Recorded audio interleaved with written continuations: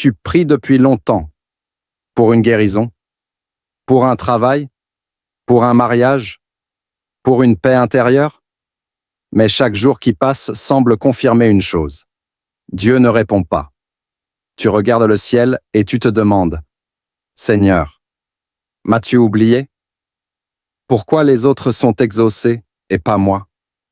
Est-ce que mes prières montent réellement jusqu'à toi? » Si tu as déjà ressenti ce silence pesant de Dieu, sache une chose, tu n'es pas seul.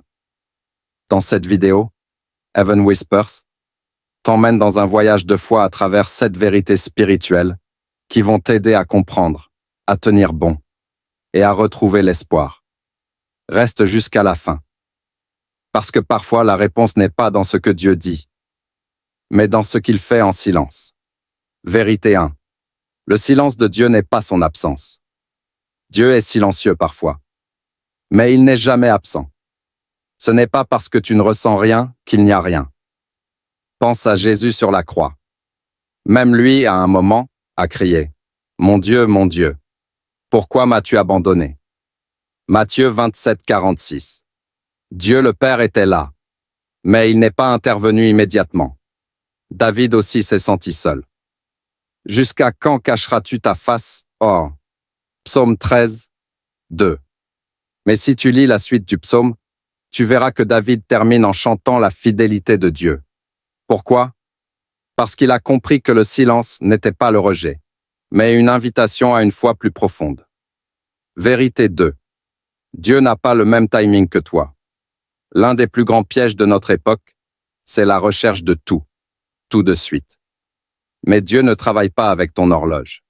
Il travaille avec ton éternité. Il fait toutes choses bonnes en son temps. Ecclésiaste 3:11. Toi, tu veux tout à l'instant.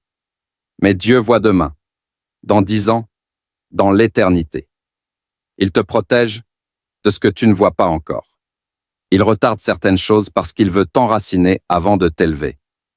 Parfois, un non temporaire est en réalité un oui meilleur qui se prépare.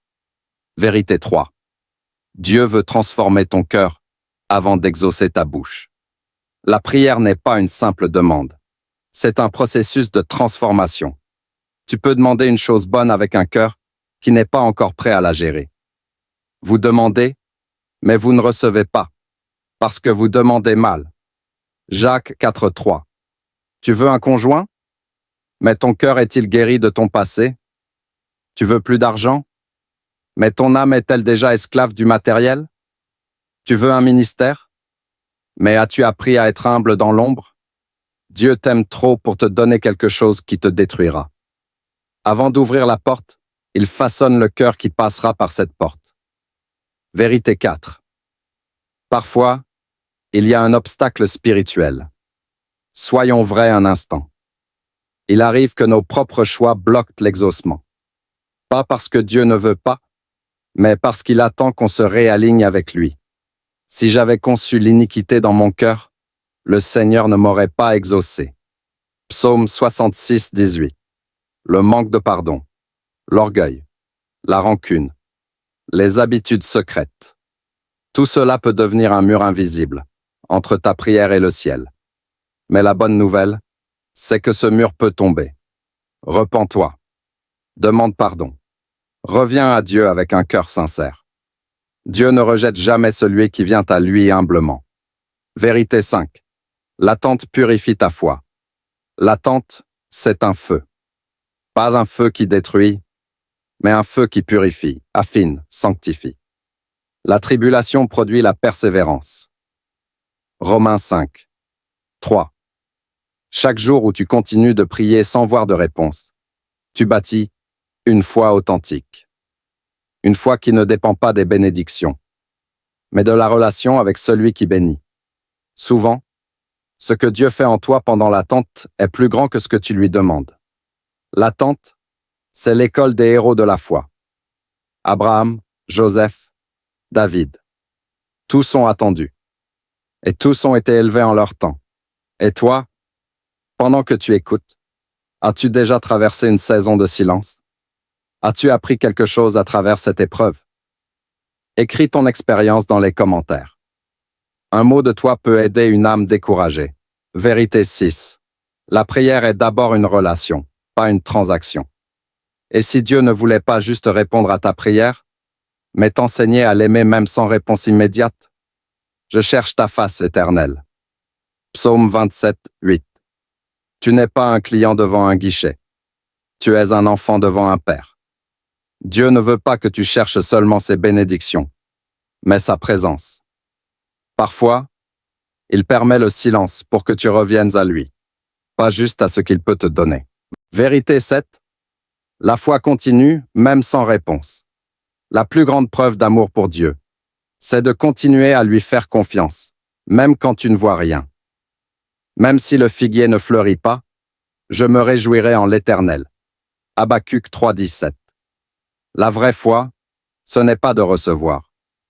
C'est de tenir debout dans l'attente. C'est de dire « Je ne comprends pas, Seigneur, mais je reste. Je ne vois pas encore le miracle, mais je sais que tu es fidèle. Tu es mon Dieu, même sans réponse. Et crois-moi, cette fois-là, Dieu ne l'oublie jamais. Si tu traverses une période où Dieu semble silencieux, n'oublie pas. Le silence est une saison, pas une condamnation. Dieu t'aime. Il travaille. Il prépare quelque chose.